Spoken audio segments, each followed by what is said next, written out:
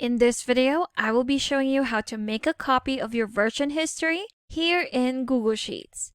So in previous videos, I've already shown you where you can find your version histories, on how you can restore them, how you can rename them, and today I'm going to show you how to make a copy of your version history. So let's go to our version history right here. You can find that right next to your comments. If I click on that, here we have it. Here are the different versions of this spreadsheet right here. If you click on it, you'll be able to see what has changed, when it has happened.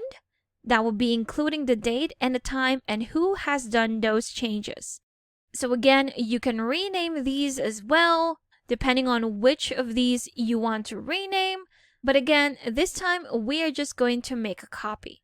So once you've found the version that you want to make a copy of, just click on it, then go to the three-dotted line where it will say More Actions.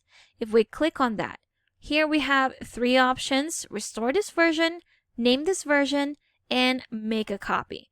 So we're making a copy. Click on that. Here we have it. So now we have the title of the spreadsheet, which you can rename, of course. We're just going to rename it with Report with Error. So after renaming your copy version, you can now select which folder you want to save this copy. Once you've selected that, you can now go ahead and click on Make a Copy right here. And that copy will be opened in another tab. And here we have it.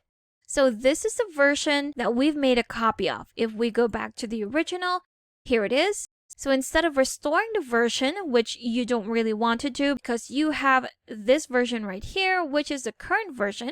So this is sort of restoring this version right here, but in a different file. And here it is.